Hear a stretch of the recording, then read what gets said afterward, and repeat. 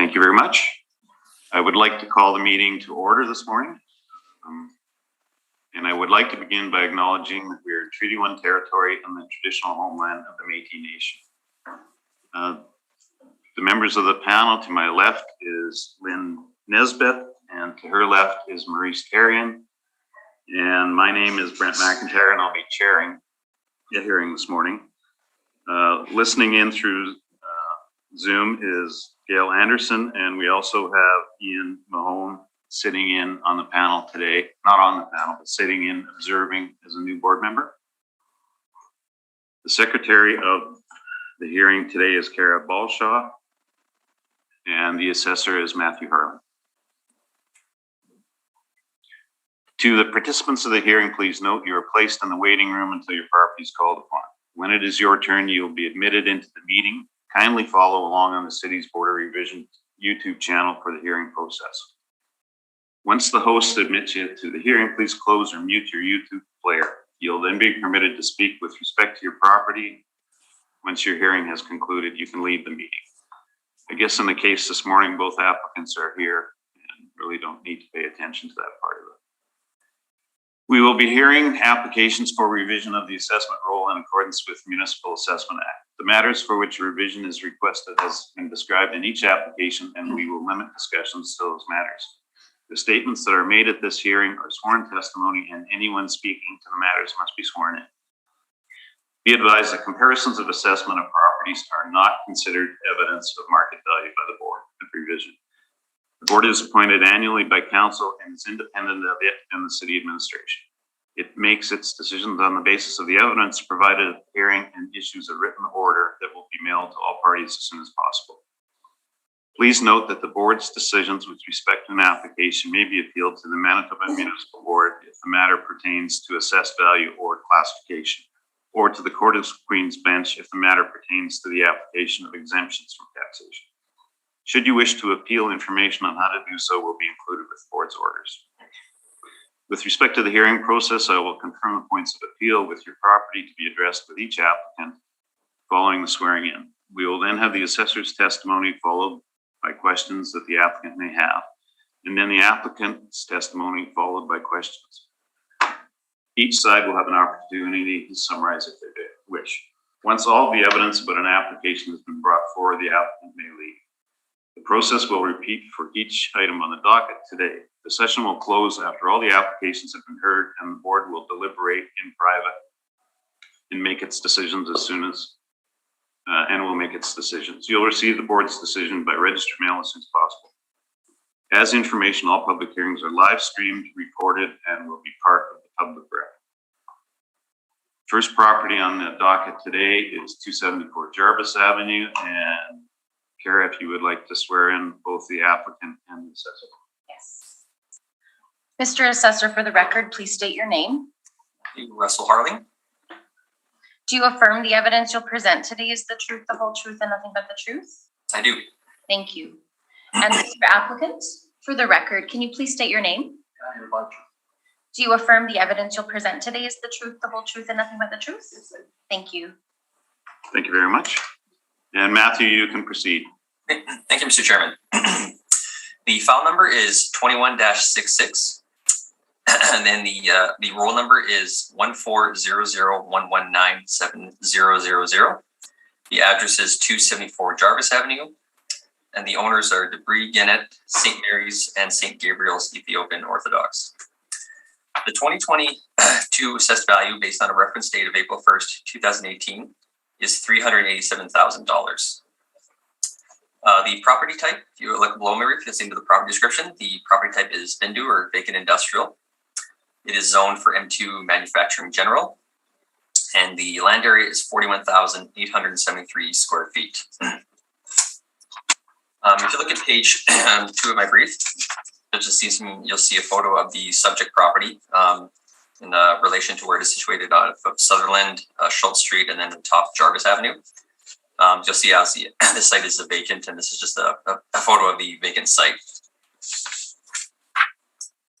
If you look at page 3 of my brief, you'll see some information regarding the zoning. Again, just stating that it's Vindu or vacant industrial, zoned M2 manufacturing general, and you'll just see a brief description regarding what M2 manufacturing entails. And finally, on page 4 of my brief, you'll just see some information about the valuation of how we're valuing the property. Again, it's just on land. There's no buildings or anything like that, so it's just completely land value. Before I go further into my brief, I actually do have a recommendation I'm going to put forth to the board. I has reviewing, land sale comparables. I have land sale comparables on page 5 of my brief. However, after doing further, investigations and research to other comparables, I found the comparables I was using were slightly, better comparables than the subject property. And doing some more further research, I found there was a fairly recent sale on this piece of land. And looking at that sale and the sale price per square foot that was used, I believe that would be it's a better indicator of what the actual land would attain in an open market. So that being the case, I'm recommending to the board to revise the assessed value of the land from $387,000 to the sale price, which was $260,000, or a land sale rate of $6.21 a square foot. That's what I'm recommending to the board this time.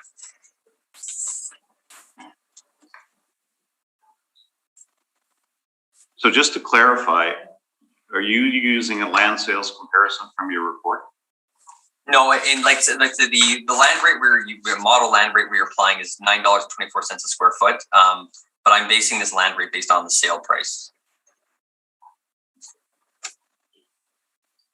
Okay, Mr. Balshaw, do you have any questions of the assessor? Well, I think it looks like now, that was what we were thinking.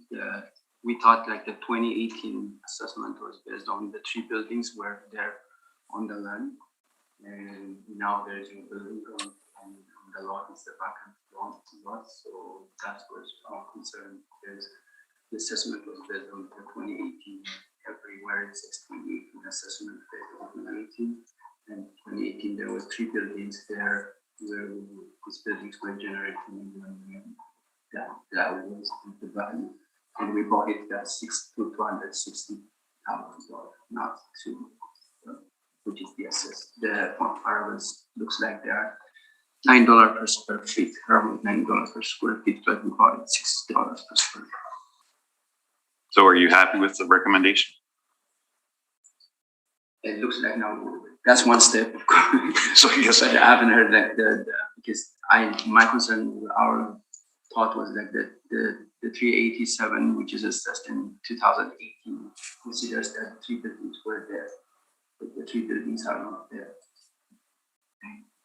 But for the 2022 roll, it's vacant, so the buildings aren't included in that 387. It says it's based on the 2018 assessment. Yeah, that's the reference date, but it's the physical condition of the property now. So the physical condition of the property now is vacant land, correct, Matthew? Correct. That's correct. Yes, the building has been. There was a fire and the building was demoed, so yeah, it's gone. So just to clarify. So, do you have any questions, Lynn? No, other than just, are you happy with the assessor's recommendation to reduce the value to $260,000? I guess just for the record, he's accepted the recommendation, correct? Okay. Maurice? Yeah, I do have a question. What was you're basing it on a sale of $260,000? What date was that sale?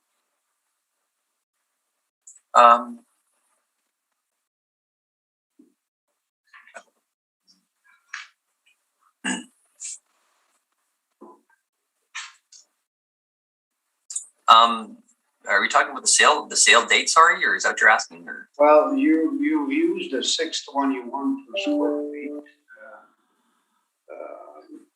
a figure here to come up with the new 260. I'm trying to find out because what we have on the docket here is $9 and whatever. I don't have it in front of me here, but you've got a new figure, and I believe you said it was based on a sale, 260 at 621. I was trying to find out what the date of that sale was. Did I miss a turn here? In terms of the date, I apologize, I don't have the exact sale date on me at this time. I could find out though. I just unfortunately I don't have it at this moment. So. Well, we're not going to wait. I mean, Okay. I just wanted to get that information because when you bring comparables on sales, I'm trying to find out if it's relevant to the appeal or not. I see your rep, and I understand that. Well, like I said, I was like the reason I felt that sale was better reflective of the site is the comparables I could use in my property or in my in the brief. They were these properties were in better areas. They were better pieces of land, had better access. So those are the reasons I felt like this land sale rate we were applying for our model land rate was slightly too high. So that's why I made the rec based on that sale because I feel like that's better reflective of that market in that area. So I guess we have to accept your under oath that this is a sale that was prior to the April the 18th, April 2018, correct? Correct. Thank you, Mr. Chairman. Thank you, Bruce. Just to clarify this sale, when It's 2020, February, March. is when you purchased it? 2020 November. So it actually is a post-reference sale, Matthew. in this, I believe it was in this case, and I generally know that's not the case. But as I said, like land in that area, land does not go for that price that for all the comparables I could find. So I still feel that's still a fair assessment for that particular piece of land. So Yeah, but you have to understand as board members, we're trying to, I'm not against the recommendation. I just want to make sure we're using rules that are used all the time, which is April the 1st, 2018. And I'm getting confusing answers here, but I understand the gymnastics. And I have no further questions. That concludes 274 Jarvis. And Daniel, you're free to leave. Thank you. I'll take a 5-minute break.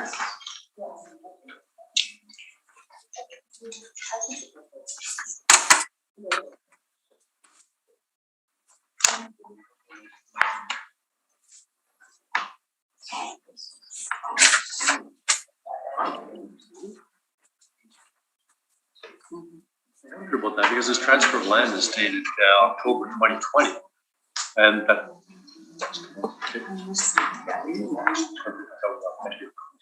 Sorry.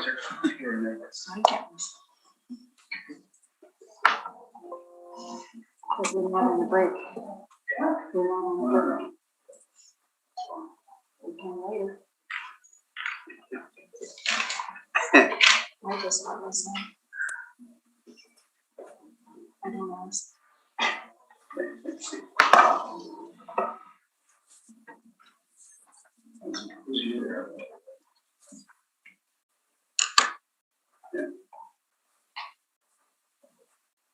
Okay, thanks.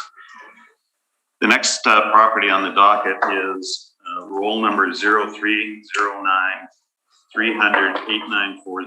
There's no civic address for it. It's vacant industrial, and can you swear in, Martel? Mr. Applicant, for the record, can you please state your name? Do you affirm the evidence you'll present today is the truth, the whole truth, and nothing but the truth? Thank you. Thank you. And Matthew, you can make a presentation. thank you, Mr. Chairman.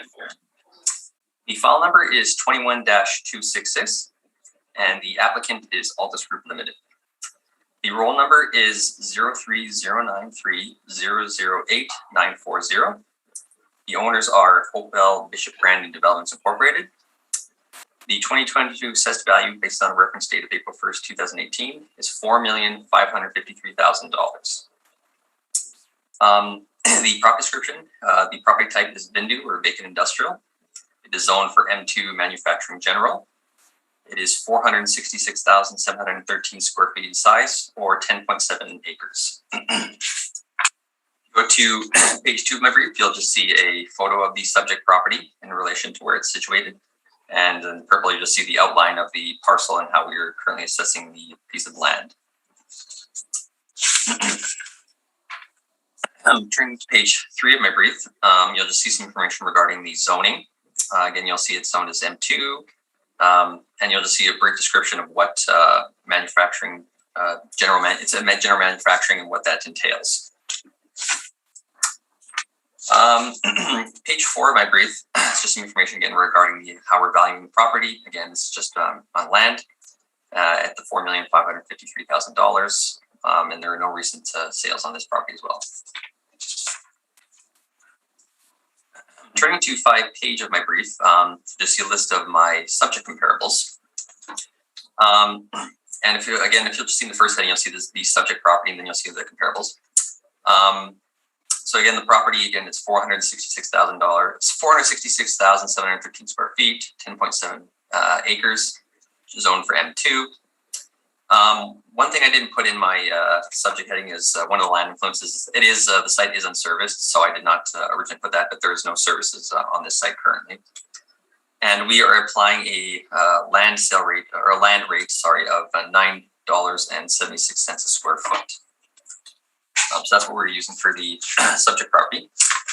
Now, if you want to look at, or going into my first comparable on page 5, 50 Fultz Boulevard, or it's 55 Fultz Boulevard, is my first comparable. If you want to go to page 6, the top page, you'll see a photo of the subject property, just to kind of see the outline of the comparable property. So this property is 377,953 square feet in size, or 8.68 hectares. And again, it's zoned for M2 manufacturing. It's at a big industrial parcel. And this particular property sold on February 24th, 2017 for $6 million, or $15.87 a square foot. Now, this particular property, I was doing a bit, looking at all my comparables. I was trying to determine which ones were serviced and unserviced. Originally, I wasn't sure on this particular site. However, I was doing some research into our permits database we have, and this particular site, when it was purchased, in February 24th, 2017, there was a development permit taken out in September of 2017. And after reviewing that permit, I found out that the site at the time when it sold, there was no water or sewer services on this site. So I can't speak to if there was any electricity on the site, but I know for a fact from the permit there was no connections for that at the time when I found that. So I'm just trying to state that's a similar site in terms of its utility in that case. And again, like I said, on page 6, you'll just see a photo of the subject property where its relation is, just off of Fultz Boulevard, and then you'll see Bishop Brandon in there, which is not very close to the subject property. Comparable 2 is on 1450 Waverly Street. This particular site is 279,432 square feet, or 6.41 acres. It is zoned for M2 manufacturing general. This site is slightly older. That's February 18th, 2014. I do know it's an older sale. However, when you get to sites of this size, finding land stock comparables, there's not as many recent sales. So, and this one is very close to the subject property again, why I use this sale. So again, that was $10.65 a square foot it sold for. And if you look at page 6 again on my brief, you'll see comparable 2. That's a picture of the site when it was vacant. So this site's this particular site's on Waverly, so it's it's better access and has better exposure. So I don't dispute that. But again, that's it's close to the subject property, and that's what it sold for in 14. So comparable 3 is at 1420 Waverly Street. This is actually just adjacent to the previous comparable. If you look on page 7 of my brief, it's actually just above the previous subject. So if you want to see a photo of how that parcel looks, this site is 336,259 square feet in size. 207,777 square feet in size. It's owned M2 manufacturing. And this site sold on March 24th, 2016 for $2,450,000 or $11.79 a square foot. This site is still undeveloped at this time. I believe there was a gas station on it at one point. And further reviewing this site, I could not find any information regarding site services in terms of water and sewage. And even in our current database, we have nothing to show to state that there's any of those utilities on this site currently. So, so again, another site that I was able to find that I believe that I was found and serviced. If you look in comparable 4 on my brief, this is on Kenniston Boulevard, or kind of in the, if you look on page 7, you'll see a photo of it, the outline of the subject of the comparable property in relation to where it's situated on Kenniston Boulevard. It's in the Bridgewater Forest area of the city. It's zoned MMU, or mixed manufacturing use, so it has multiple uses. This site was sold in July 18th of 2014 in slightly older sale. It sold for $3,470,500, or $10.34 a square foot. Again, this is fairly close to the subject property. I won't dispute it's situated around residential properties too, so it's a little bit different. But it is still it's still a zone for industrial use at the time, or it still is. So, and finally, my comparable 5. This is on 65 Hyde Avenue. This is located in Oak Point Highway, so it's slightly further away from the subject property, more northern of the city. This site is vacant industrial, and its land area is 229,744 square feet. It is zoned for M1 manufacturing light, and this site is unserviced as well. It has no water, no sewer, and it has an influence of a rail line. This site sold in September 6, 2016 for $1.5 million, $1,510,500, or $6.57 a square foot. And if you look on page 8, you'll see a photo of this subject property. I just want to show this property as, again, like I say, there's not a lot of larger parcels in the city that sell for land. And this one I know sold for a lot less than the others, but however, I don't believe this market area is as good as the subject area. And if you look at the photo of the subject property, it's just off Oak Point Highway. It does have access, but I don't believe its exposure is as good as some of the other properties. It is also adjacent to like a rail line, so I believe that is an influence, which would obviously influence the sale price.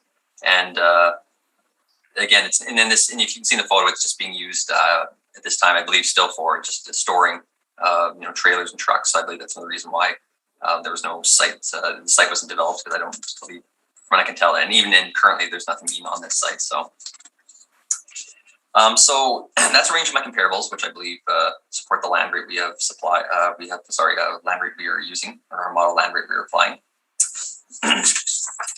Now, if you look at page 9 of my brief, again, you'll just see some information about the classification liability allocations.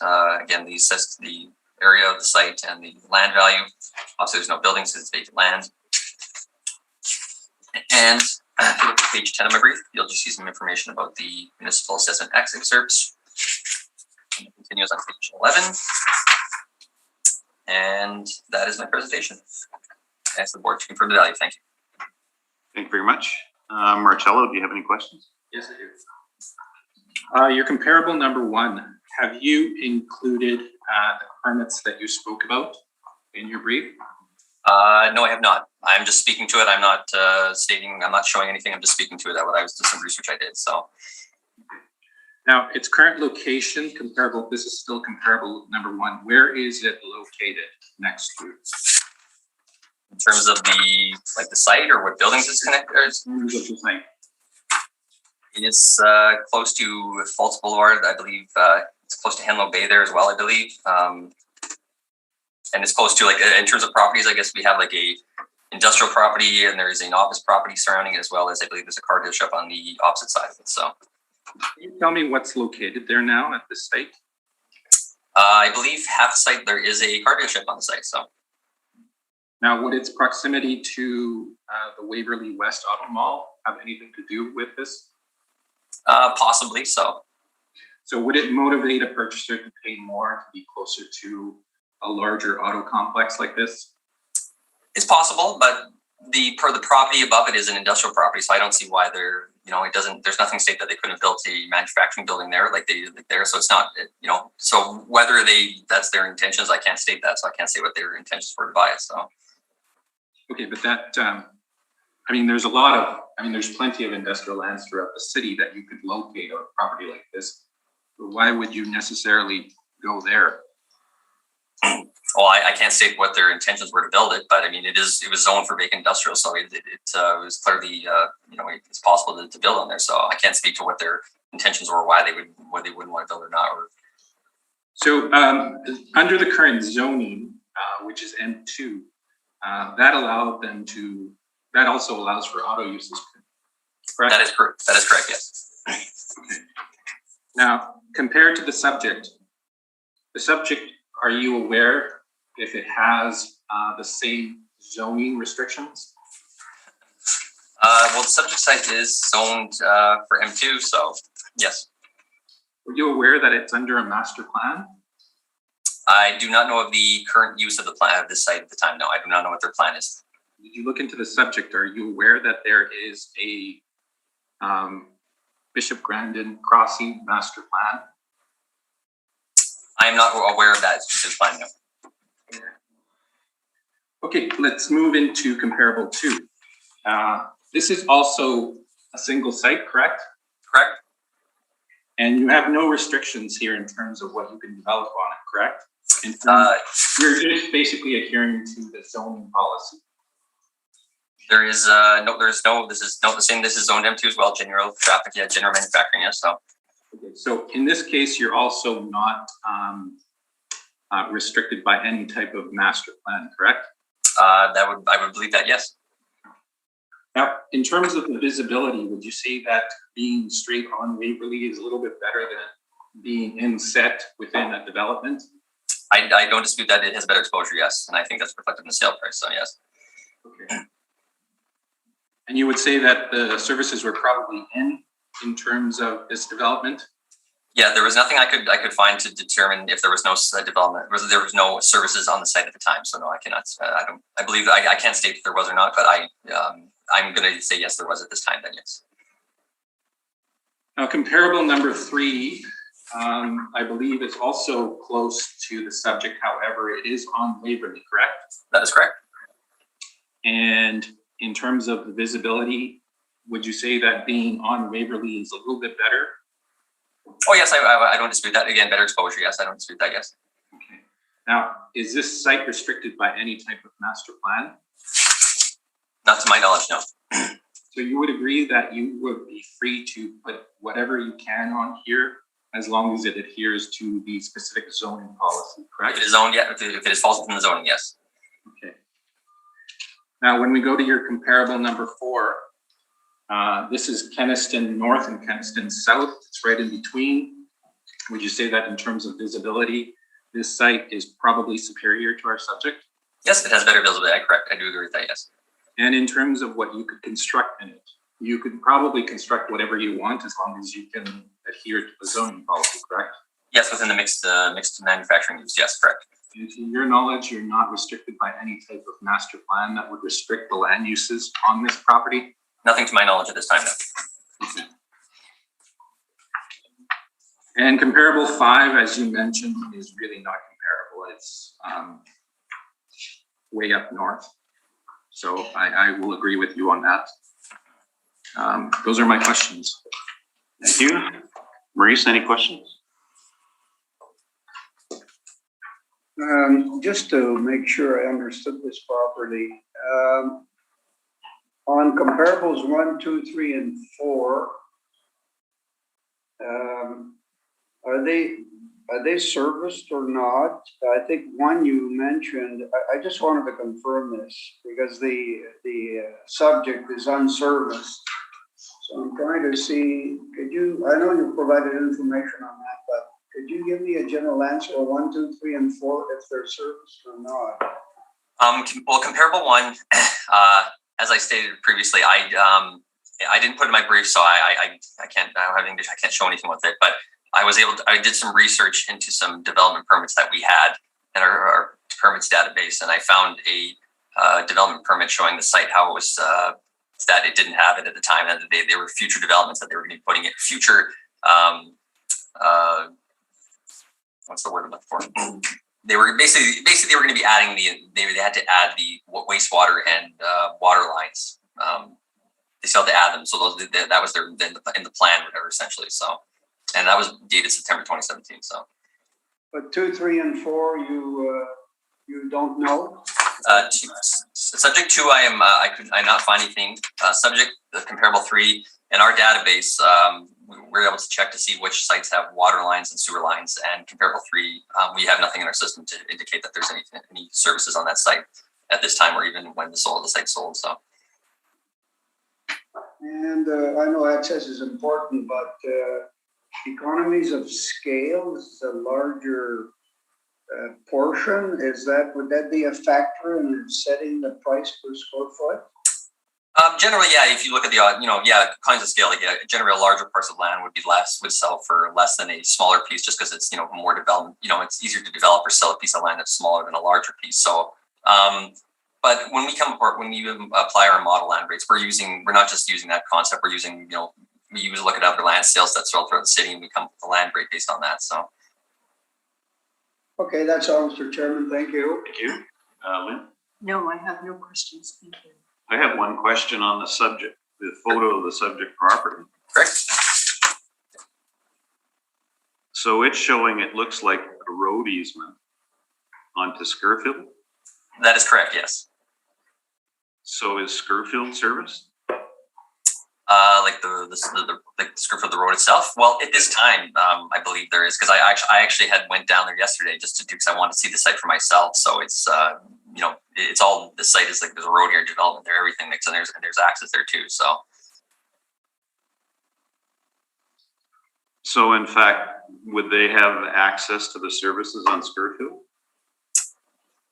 The subject, well, no, the way it's situated, unfortunately, like I said, this photo is slightly older, so I don't have a newer photo of what it looks like now, but they could tie into it, obviously, but they still have to, there would be costs incurred to develop, to, add those services, so. But in any vacant land that fronts on a street such as Scurfield, that's a normal cost if you put a building up on there. Well, yes, there's always going to be exactly costs incurred when you're developing land, exactly, vacant land. So, okay, that was my only question. Marcello, if you want to proceed. Yep. Okay, this is Hopewell Bishop Grandin Development Incorporated. The 22 realty assessment is $4,553,000. We're asking for a reduction to $2,605,000. There is the site map and the location on page 2. Property description. This is an irregular shaped parcel, vacant land, east of Waverly Street and adjacent to Bishop Grandin Boulevard. Surrounding land uses are predominantly industrial and retail auto sales. The parcel is approximately 10.7 acres and is zoned M2, no water, sewer, hydro services in place. The site is undeveloped and no land has been broken. Currently, there is no access into the parcel and no road connection. Blah, blah, blah, blah. Currently, there is no access into this parcel and no road connects this to other developed parcels. So, as Matthew, I also went to this parcel to make sure that there was no access into it. You have to walk into it at this point. It still hasn't been broken. Primary road access to the area for the subject is off of Chevrolet or Bishop Grandin. The city of Winnipeg approved the Bishop Grandin Crossing Master Plan in May 2014. This outlines land uses within the development as well as density. The subject is located in the MU employment section. The M2 zoning is intended to provide light manufacturing, processing, service, storage, wholesale, and distribution operations with some limited outdoor operations and storage. The highest and best use is as an industrial development, just as the master plan suggests. In terms of the analysis, what we are looking for is to capture the value in its current physical condition as of the reference date of April 1, 2018. And the approaches to value, we are using strictly the direct comparison approach. So in terms of land value, the following sales are considered. The average was 643.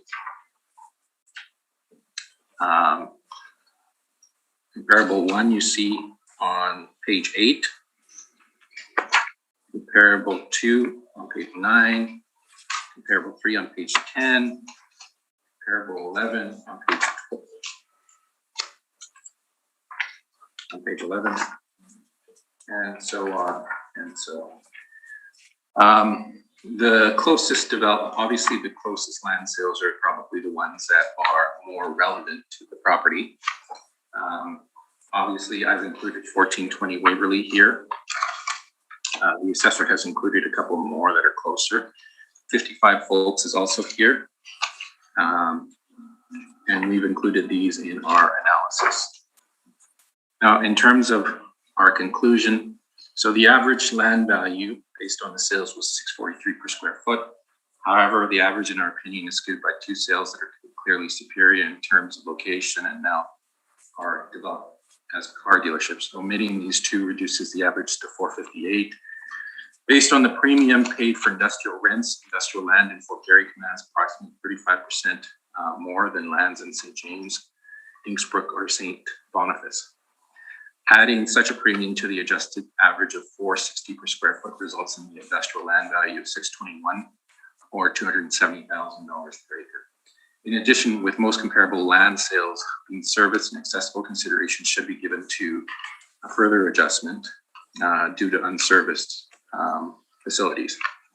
We propose a 10% adjustment to account for the lack of services. Calculating a 10% adjustment, we estimate a per square foot value of $559 per square foot or $243,500 per acre.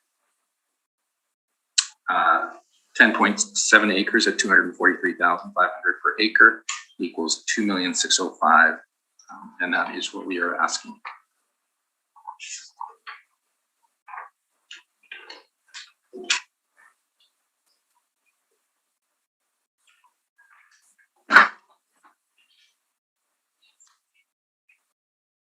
Thank you. Matthew, any questions? I just have one quick question. I know you had stated that there was no access. So as I stated, I actually visited the site yesterday.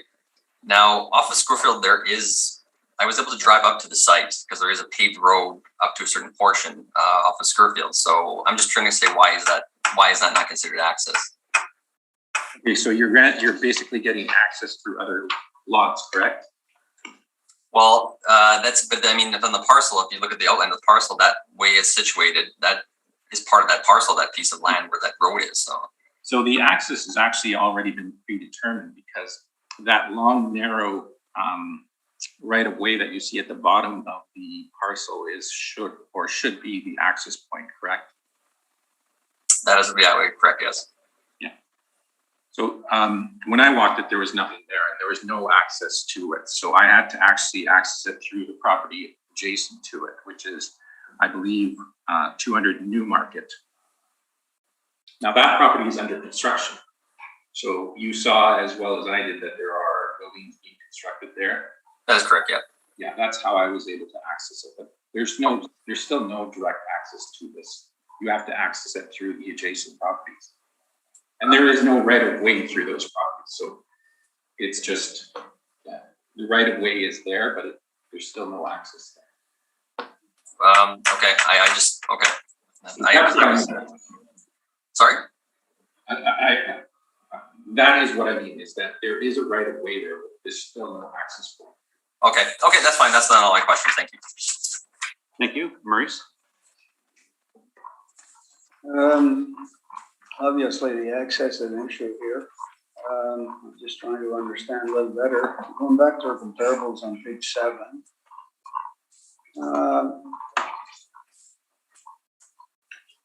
It takes me a while to scroll here, but I'll get there. Got it. Slide looking at the acreage there, and I know that's not the only factor, but you've come up with a 643 figure, and I know you've adjusted it. I think you finished at what, 559 in today's request? Yeah. So, and you know, I'm looking at the sizes here, and I'm not sure these are comparables that are of No. much value. I see there's one the one on the Fultz one, which is second from the bottom, you had it pretty high, this one, but it's got 8.68 acres. I don't know how comparable that is though. And I guess that's what I'm trying to get a handle on, to see if your comparables do have value here. So what I would say is that in terms of comparability, there's not a lot out there, because in my opinion, what we're doing here is comparing apples to oranges. So the fact that this property lies within the master plan restricts its uses. So we know what it's going to become. It's going to become smaller flex warehouses. So industrial office, that type of thing. It's not going to become something like a car dealership or data center. And you can see where I think the motivation for purchasing those types of single properties is that you have flexibility to put in whatever you want there, without much in terms of restrictions other than the zoning policies that are in place. So under the industrial zoning policies, what I pointed out in the assessor's brief was that, yes, these are close in terms of proximity, but there's a lot motivating your purchases. For example, being close to auto uses and having the visibility off of the main street. Those are large motivating factors, not being restricted by what you can construct on. So in terms of what is being constructed in Bishop Brandon Crossing, it's not the same type of construction. So I don't think it has that value. Obviously, we have to form some type of opinion from the sales that we have here. However, every one of the assessor's comparables has high visibility. It's not restricted because of the master plan. They can build whatever they want, but they're also building, in the case of, for example, Fultz, right in the area of where you want to be, which is next to the competition. I don't think that's comparable to what we have here. So I requested a lower value, but in terms of the overall sales, folks, I would say that it's highly motivated in terms of why they went in there and bought this property. Now, 1420 Waverly, it is also, there was also supposed to be a car dealership that was supposed to go into that property. However, it didn't. But the high visibility off of the street and the fact that you're not restricted by what you can build on it, I think is a plus for it, whereas our subject doesn't have that. So, if you're gonna, I think, go off of, the sales, probably look at those ones that have, the closest proximity. Taken into account those other factors, then, our subject is restricted a lot by what we can put in. So the master plan allows only access from Scurfield on that strip there. Is that what you're telling us? So Scurfield East extension is basically a dead end. Like, the only reason it was built was to grant access into this development. So it doesn't go anywhere else. In fact, it stops at the roundabout. But yes, that is the access point.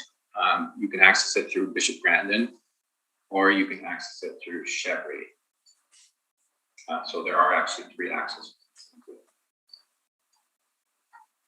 But the master plan shows only this one on Scurfield? So what you're saying? If we look at page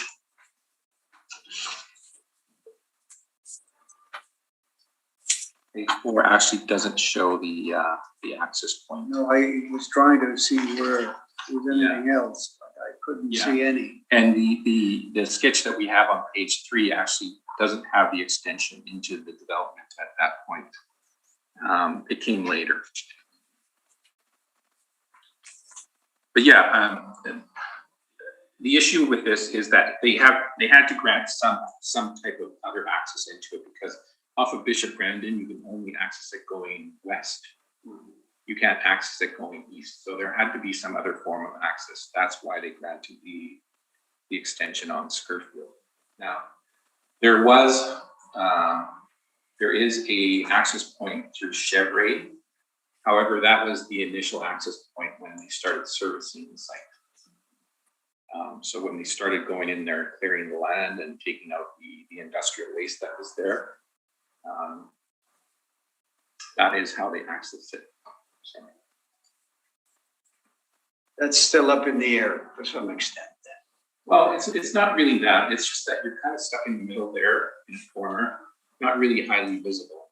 So you're not going to have that exposure that you're going to have off of Waverly or Keniston. You're going to be going to this site for specific reasons. You're not going to be seeing it, as you're driving by. So that's where I say it has less of a value to a purchaser. Thank you. That's all, Mr. Chairman. Thank you. Lynn? Thank you. I have no questions. I just have one on page 3. So your picture of the site, is Scurfield in now? Scurfield is in. So it connects with that roundabout. Yeah, the bottom roundabout that you see on the bottom, you can almost see the outline of it on the picture. Yeah. Yeah. Got it. Yeah, and it connects to that roundabout. And then does it connect? It goes through Waverly and then goes further west. Scurfield. Yeah, Scurfield keeps going to Waverly and then To Keniston. yeah. Okay, that was my only question. Thank you. That concludes that property. And the last one is roll number 04007263-700. And Matthew, you can proceed. Thank you, Mr. Chairman. The file number is 21-267. The applicant is Alphas Group Limited. The roll number is 04007263-700. And the owners are Palliser Furniture Canada Corporation. The 2022 assessed value based on a reference date of April 1st, 2018 is $142,000. The property type is a vacant industrial parcel or VINDU. It is zone M1 manufacturing light. And the land area is 16,289 square feet. Now, if you look at page 2 of my brief, I've shown just 2 photos of the subject property here. The top photo is just a blown up photo of the actual parcel on peel here.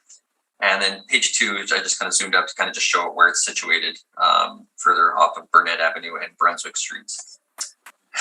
So that's just where the parcel currently is located. Page 3 of my brief, you'll just see some information regarding the zoning. This is zoned as M1, manufacturing light, and just a description of what M1 light manufacturing entails. Page 4 of my brief, just information regarding the valuation summary. Again, it's just on land value. We're assessing at $142,000. Now, page 5 of my brief, I just want to kind of give a little bit of background of the site.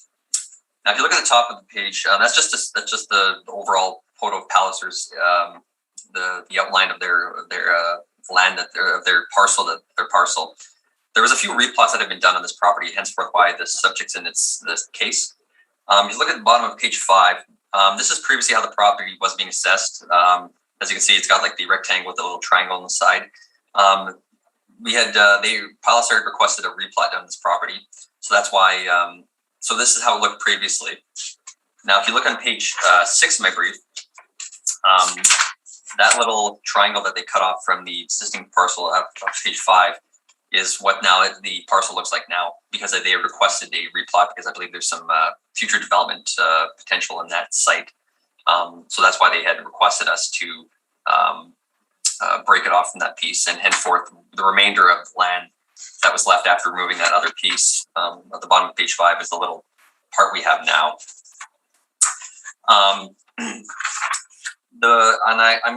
Basically, if you look on page, actually, just kind of give a little more information. If you look on the page 2 again, back my brief, this piece of land, the way we situated it, was basically again based on the request of the property owners. It is used essentially, I won't dispute, as an access point to get into the back of Palliser. there are other replots in the works for other parts of this, because there's a lot of development going on this particular piece of land. So they didn't request us to amalgamate it with the existing parcel above. So that's when we sent it out like that when we assigned a value to, because we weren't sure of what their intentions were. I'm not going to dispute that they're potentially still going to use it for access like that. But I just want to give background on why we have it the way we have it. So, and we don't always necessarily, the department, we don't always necessarily just, make a decision and amalgamate a piece of land, even if it, if we look at it and think, oh, okay, that makes more sense to be part of that. But, a lot of times unless they request it, we won't do that per se. So that's why we didn't do it in this case. But like I said, I don't dispute the fact that it's used, I believe, in its current situation to get access to the back, because I know this area very well. I drove by here quite often, so I've seen cars still use it, so I'm not disputing that. So if you look at page 7 of my brief, there are some land sale comparables. But to be honest, these comparables, while they're similar in terms of size, their sale prices, sale dates are fairly recent. In the event the site was to be used for something different, like if they were, for example, let's say to sell the site off, which I can't state that they will do that, I think they would be a good indication of value. But being that said, I'm not going to put, to be quite honest, too much weight on these land sale comparables because from what I can tell, I believe it's still going to be used as an access point. So, and like I said, the reason that we have it currently assessed like that is due to the fact that we were not sure as to what their intentions were. They didn't let us know if they want us to amalgamate it. So, so I'm really not going to go too much into comparables, to be quite honest. We are using our land sale rate of 872. But like I said, I'm not going to be putting too much weight on those, obviously. In the event that they, like I said, they were to sell it off, if they decided to, then it would be. But I'm not, again, like I said, I can't say that's the case at this time. So I'm not going to go too much into comparables, but so we'll just skip those. And then page 10 again is in my briefs, just showing the lands building summary, a value of $142,000. And then just page 11 and 12 are just some information regarding the municipal assessment tax reserves. So that being said, that's my presentation. Thank you. Very much. Marcello, any questions? So just so I got you, or I understood you correctly, really this is just a street, correct? Yes, yes, I won't dispute that, yes. And it's not likely to become anything else, correct? Exactly, like I said, from my knowledge, I don't believe there is anything else. So, okay. Can you speak as to why the city simply wouldn't amalgamate it into a larger portion of maybe land? Well, like as I was saying, like there a lot of times when a owner, they request us to do a replot, we'll obviously do the request and we'll break it off.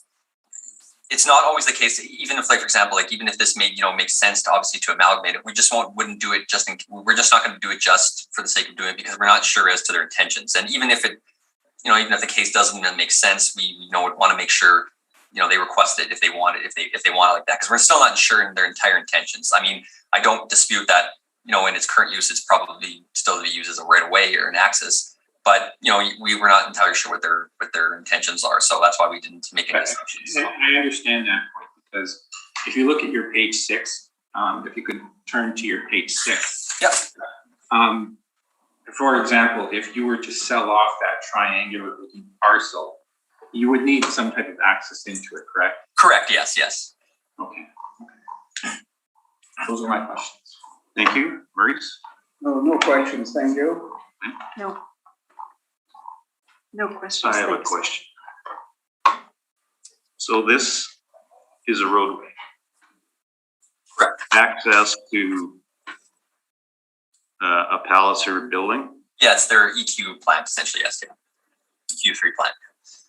So in other words, without this roadway, could you access that property? There is actually off of Gateway Road. There is actually another access point on Lexington Park. But you have to so there is technically another access point, yes.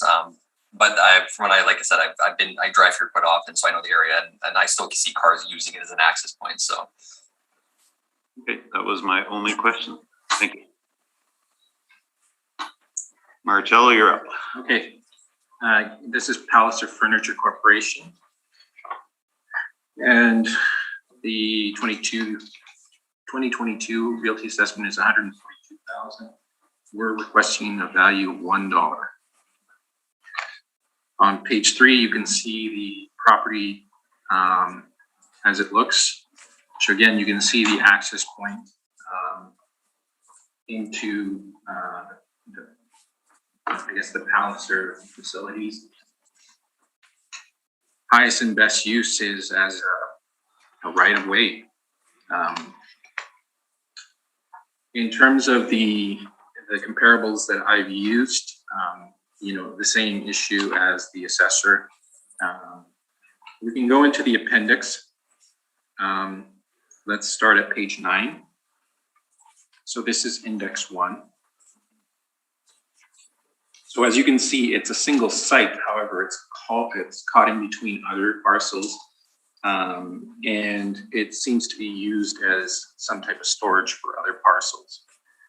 It does have an access point, but in terms of overall utility, its configuration and its narrow size kind of prevents it from becoming much of anything other than storage. Now, index 2 is a triangular parcel at the end of a street. Now, this one has access. It could become something. I don't think there's anything limiting development at this site. Number 3, again, is a narrow parcel. This is page 11. Possibly used as storage for another site. It does have access.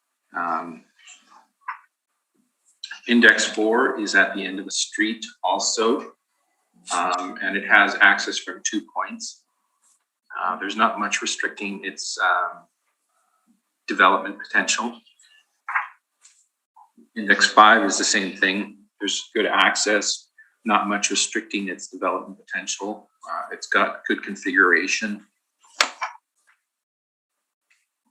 Index 6, again, good access, good size, configuration, not much limiting its development potential. There were some examples of properties such as this that we found also. Typically, we wouldn't include any type of assessment information in here. However, this was simply to demonstrate this, let's call it a phenomena of streets in the middle of nowhere assessed. On page 15, you see an example of this also. On page 16, another example of this. On page 17, another example of this. And on page 18, another example of this. So I guess the question is what type of value do you put on a parcel like this that really has no potential to be anything but access into other properties?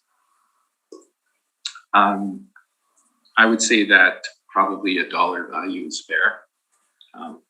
There are other examples, but trying to find some type of rationality coming out of sales is next to impossible because all of those other sites have some value in terms of what you can use them for. This one doesn't. And it will provide access into that other parcel that we mentioned on the assessor's page 6, I believe. So essentially you can't take that away. So that is my presentation. Thank you. Matthew, any questions? Just a very kind of brief one. So I guess to much to your knowledge, like is I guess their plans are just continue using it as obviously an access point from I guess best of your knowledge, I guess, or? Yeah, so there's 2 access points through the property. Okay. When I've gone to the property, I've always accessed it through here. Okay. Not through the gateway. If we're interested, yeah. Okay. No, that's all the questions I have then. Thank you. Thank you. Maurice? Well, access to me is always pretty important. So I guess I've got a challenge here, a problem with the $1. It's used. You've used a right-of-way argument, and it's a roadway. So I understand that it's a difficult thing to look at, but it's still an access. And access to property is always an important issue. Created by an act of assessment. Because if it wasn't for the mere purpose of replotting this parcel, it wouldn't be there. Now, it could easily be replotted again and this issue would go away. So I'm not sure that access is really the argument here. What do you do with a parcel like this? It has no market value. You can't toll someone when you go there. So it's not like you can generate value out of it. And we're looking at the site-specific value of that property. We're not looking at how it contributes to other properties surrounding it. So previously that was part, I'm not sure I got the whole full handle on this, but that's just trying to be honest here. The city, it was previously with the other parcel, so there must have been some value placed on this one. It wasn't the other, tied in with the other parcel. I think the city has. Missing I think the a city, turn here? I think the city, when they slices up parcels like this, sometimes there are these leftover bits, and it puts a value on them.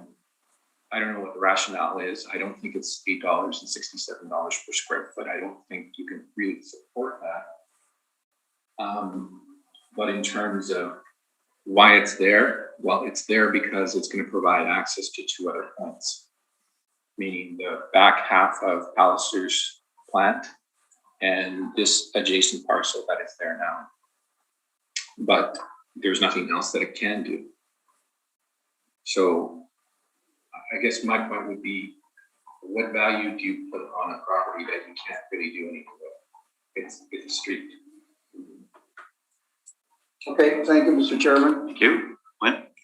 Yeah, I'm not understanding when did this replot happen and who requested it? This was done, I don't have the exact date, unfortunately. It was, I think it was earlier this year. Palliser requested us to do it as like the parcel, like, I'll just kind of give you more.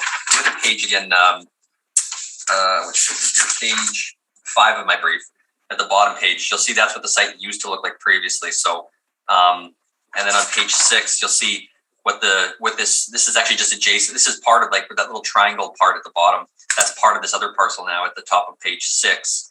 So essentially they request us to replot because there's future development plans for the parcel on page 6. So we essentially just removed it, cut it off essentially from that part. So that's what was kind of the remainder after we did the replot. So. Okay, so Palliser requested a replot, which resulted in this little, we'll call it orphan property. It's not really orphan because it is part of Palliser. So, but in doing that, it created this weird little shape that is really only an access point. Yes, essentially after the remainder after that was done, correct, yes, so. And so I'm not really sure why Palliser, sorry, maybe it's just a dense moment, but I'm not really sure. Why did Palliser request this, which resulted in this? Well, when they, like after we did the replot, we assigned a value to it. And then obviously when we send out the value after because every time we do a replot, we have to reassess it, and we'll send out the new assessed value. And then when they got this, they appealed the value. Was there an adjustment to the other part of the property? Well, is this now an incremental piece of assessment resulting from a replot?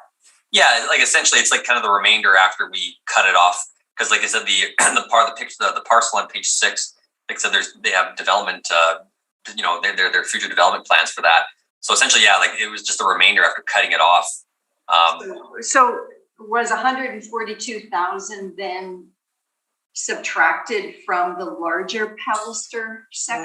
No, it's basically at that point we would cut it off. We would use like essentially our land rate comparables to come up with an actual land rate we would use for that parcel. So it's fine. Basically, the result of the replot added $142,000 of assessment to Palliser's holdings. Do I have that correct? Sort of like, yeah, I guess you could kind of say it like that. Like I said, it's just, yeah, since when we cut it off, now it's assessed as its own little parcel.